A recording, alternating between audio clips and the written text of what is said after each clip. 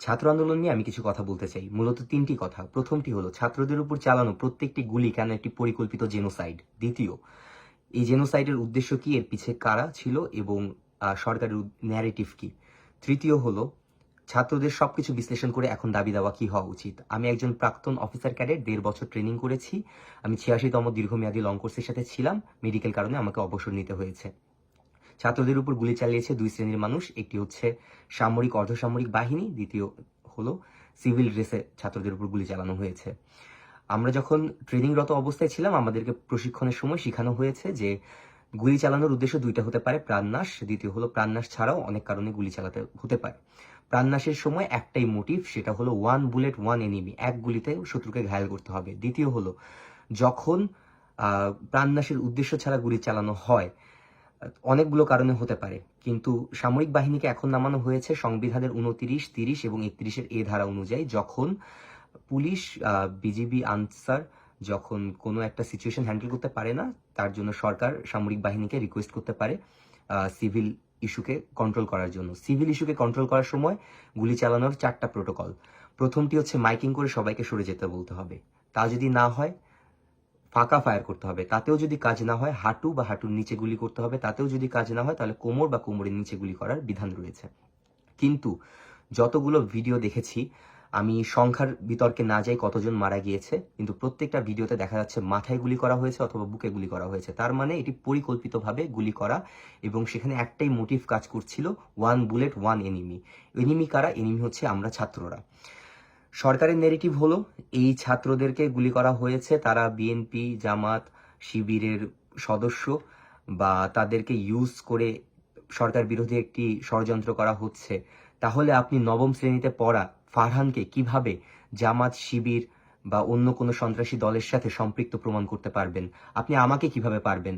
আমি আইএসএসবি দেওয়ার সময় আমি এই পরীক্ষা উত্তীর্ণ করে এসেছি যে আমার সাথে কোনো সন্ত্রাসী বা রাজনৈতিক কোনো কিছুর সাথে সম্পৃক্ততা নেই, এবং আমার বিশ্বাস 90% ছাত্র যারা আন্দোলন করছে তাদেরকে আপনি কোনোভাবে প্রমাণ করতে পারবেন না এরা কোনো কিছুর সাথে জড়িত। যদি জড়িত হয়েও থাকে, আপনার ন্যারেটিভ যদি আমি কিছুক্ষণের জন্য মেনেও নেই, তাহলে আপনার চোখে কি আইডেন্টিটি ডিটেক্টর ক্যামেরা আছে? আপনি দেখেই বলে দিতে পারেন যে তারা সন্ত্রাসী।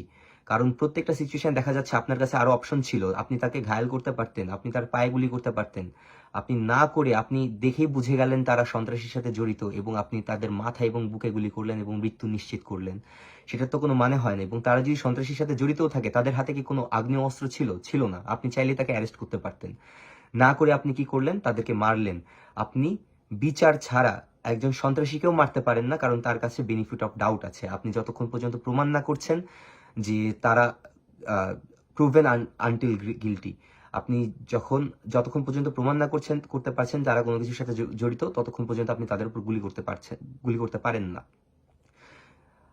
এরপরে সরকার এই ভার কে নিবে? আমরা কয়েকটা ভিডিওতে দেখছি যে মোহাম্মদপুর এরিয়াতে আর্মিরা শুয়ে থেকে গুলি করছে। আর্মিতে ফায়ারিং পজিশন আছে 3টা, একটা দাঁড়িয়ে থেকে, বসে থেকে, শুয়ে থেকে গুলি করার কয়েকটা উদ্দেশ্য। প্রথম উদ্দেশ্য হচ্ছে শুয়ে থেকে গুলি করা একটা ন্যাচারাল কভার। ন্যাচারাল কভার কিসের এগেনস্টে? যদি শত্রুপক্ষ গুলি করে তাহলে শুয়ে থাকলে টার্গেট এরিয়াটা কমে যায়, এই জন্য শুয়ে থেকে গুলি করা হয়, যুদ্ধের ক্ষেত্রেও তাই। কিন্তু এখানে তো শত্রুপক্ষ গুলি করছে না, তাহলে আপনার কভার কিসের জন্য দরকার? আপনার কভার দরকার হচ্ছে ভিশন থেকে, যেন আপনাকে আইডেন্টিফাই করা না যায় যে কে গুলি করছে, কোথা থেকে গুলিটা আসছে। দ্বিতীয় জিনিস হচ্ছে শুয়ে থেকে গুলি করলে অনেক স্টেবলি গুলি করা যায়। আপনি টার্গেটে হিট করতে পারবেন, নিশ্চিত করতে পারবেন আপনার শত্রুর মৃত্যু, এবং আপনার একটা গুলি ওয়েস্ট যাবে না, প্রত্যেকটি টার্গেটে লাগবে। আমরা আরেকটা ভিডিও দেখেছি বিজেপিতে কর্মরত 13 ইস্ট বেঙ্গলের রেদওয়ানুল ইসলাম স্যার, যিনি অনেক যোগ্য একজন লেফটেন্যান্ট কর্নেল, উনি অনেক যোগ্য একজন অফিসার নিশ্চয়ই, এবং তিনি এইম করে ছাত্রদের উদ্দেশ্যে গুলি ছুটছেন, এবং আমার কাছে মনে হয় তার ব্যারেল থেকে বের হওয়া কোনো অ্যামুনিশন টার্গেট হিট করবে না তা হতে পারে না। এবং তার এইম করা দেখে আমি হলপ করে বলতে পারি একটা এইমও কোমরের নিচে না, সবগুলো হয় মাথাতে না হলে বুকে এইম করা হচ্ছে। এই সাহসটা তাহলে কোত্থেকে পেল? এই সাহসটা এই সামরিক বেসামরিক বাহিনীগুলো পেয়েছে সরকারের কাছ থেকে।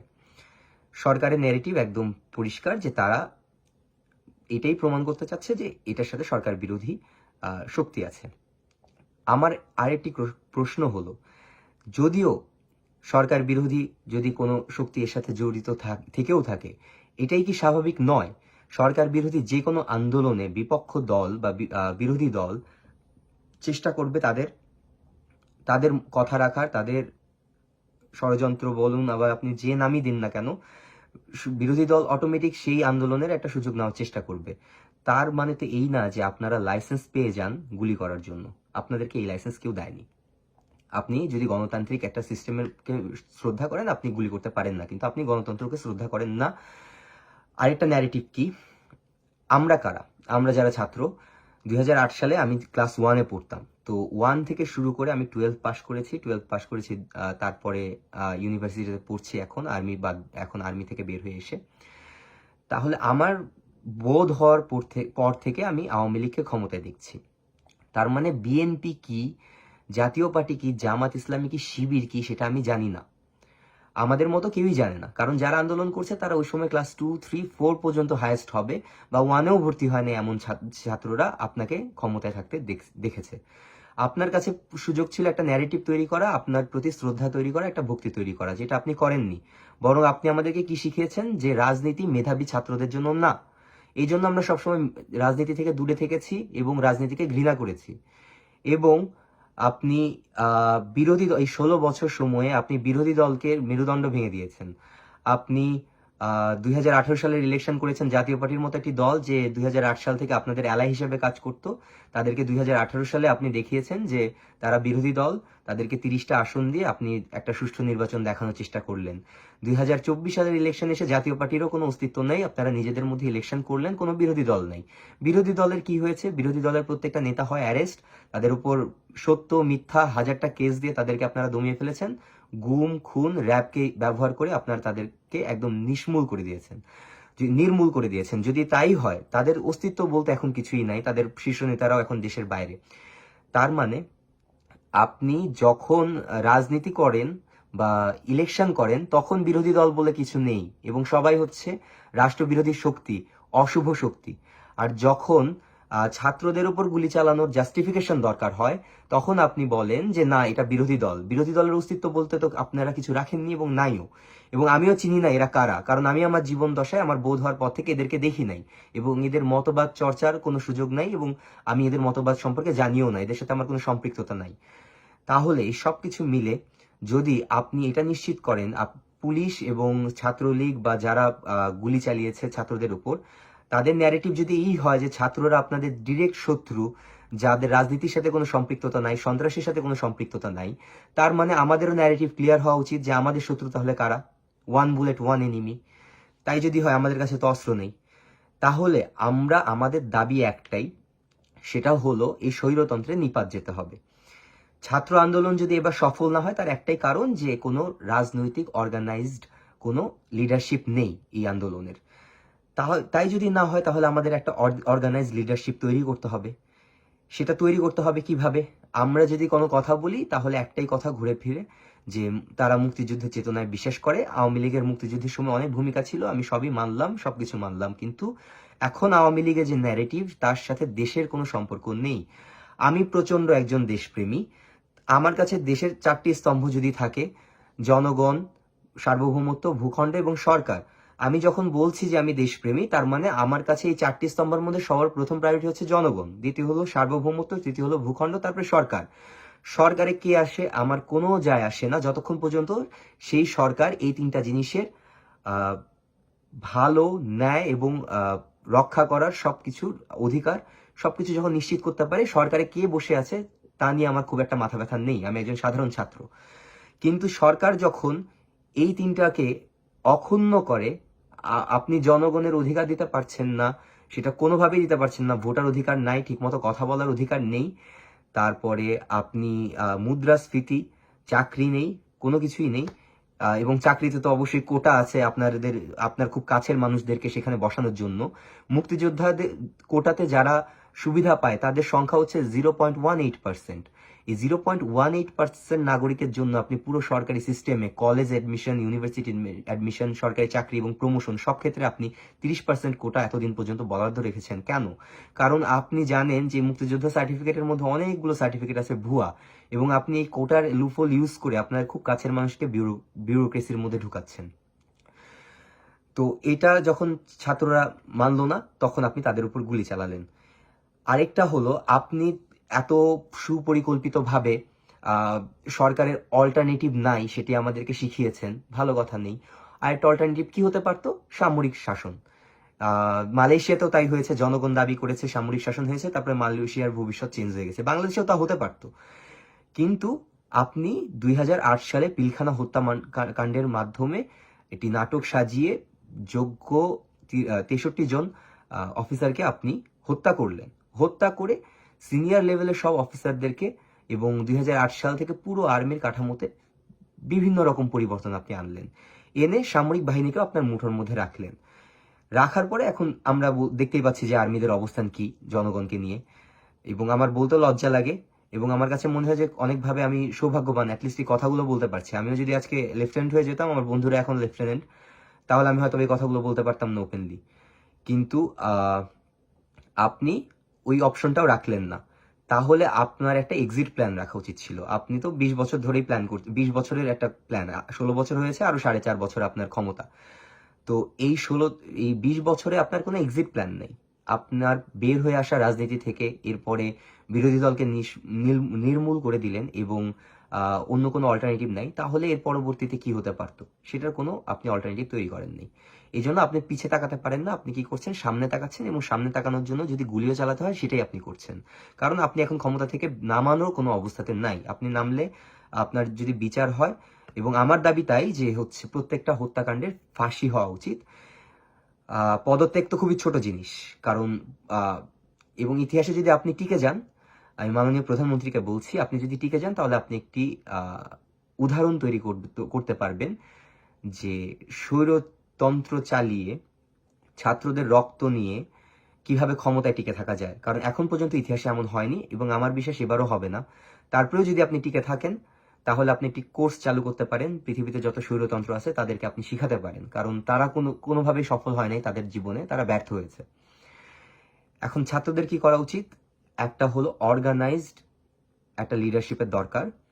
বাংলাদেশের অল্টারনেটিভ হবে একটা সাদা কাগজ থেকে লিখা, যেখানে না আছে মুক্তিযুদ্ধের ইতিহাস থাকবে, সেখানে মুক্তিযুদ্ধের চেতনাকে রাজনীতিকরণ করার কোনো চেষ্টা করা যেন না হয়।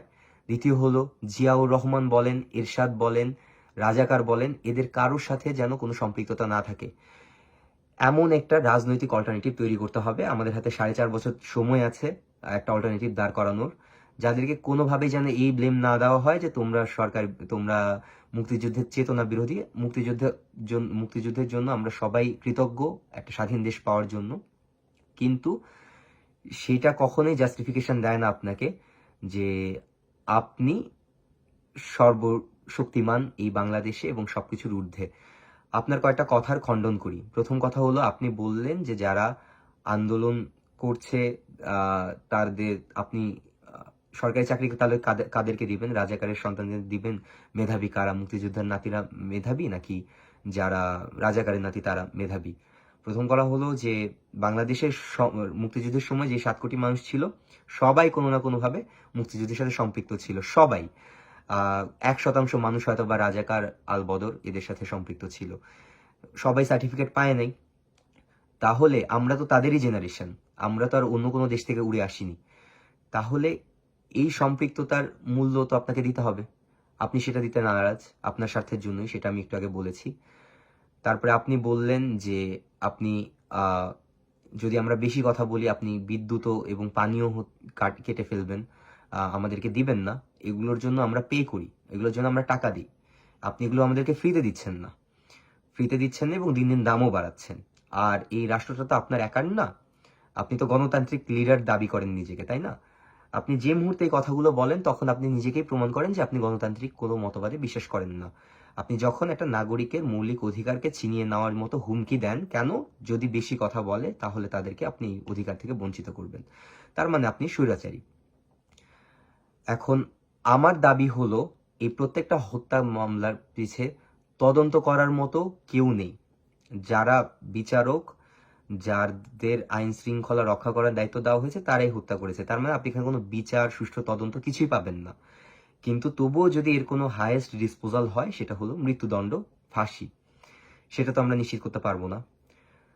যদি কখনো নিশ্চিত করা সম্ভব হয় তাহলে অবশ্যই সেটা নিশ্চিত করা যাক, সেটাই আমার দাবি। দ্বিতীয় হলো, যে কোনো মূল্যে আমার ছাত্রদের প্রতি আহ্বান যে আমরা আন্দোলন চালিয়ে যাই, আমাদের পক্ষ থেকে যতটুকু যা করা সম্ভব। কেউ যদি কথা বলতে পারি সে কথা বলবো, কেউ যদি রাজপথে নামতে পারি রাজপথে নামবো। যেভাবেই হোক আমরা এই সরকারের পতন চাই এবং পতনের পরে এর বিচারও চাই আমরা। এটা একদম স্পষ্ট, একদম সরাসরি কথা। যদি ততদিন পর্যন্ত, আমি জানি না এটা কতদিনের হাসিল হবে, ততদিন পর্যন্ত যেসব সামরিক বাহিনী বা যারা এই হত্যাকাণ্ডের সাথে জড়িত, তাদের পরিবারও তো আসছে নিশ্চয়ই, তাদের কাছে সবসময় আপনি এই প্রশ্নটি করেন যে তোমার বাবা কয়জনকে মেরেছে, কিভাবে মেরেছে। তারাও তো স্কুল, কলেজ, ইউনিভার্সিটি এবং চাকরিতে আসবে, তাদের কাছ থেকে আপনি জবাব চান। তাদেরও তো পরিবার আছে, তো ততদিন তাদের কাছে আপনি জবাব চাইতে থাকেন। আপনি ভায়োলেন্ট হন কি হবেন না সেটা আমি জানি না, আপনার সিচুয়েশনের উপর সেটা নির্ভর করে, কিন্তু আপনাকে উত্তর চাইতে হবে যখনই আপনি পারেন। প্রত্যেকটা গুলির হিসাব দিতে হবে। এই বলে আমার কথা শেষ করছি। ধন্যবাদ।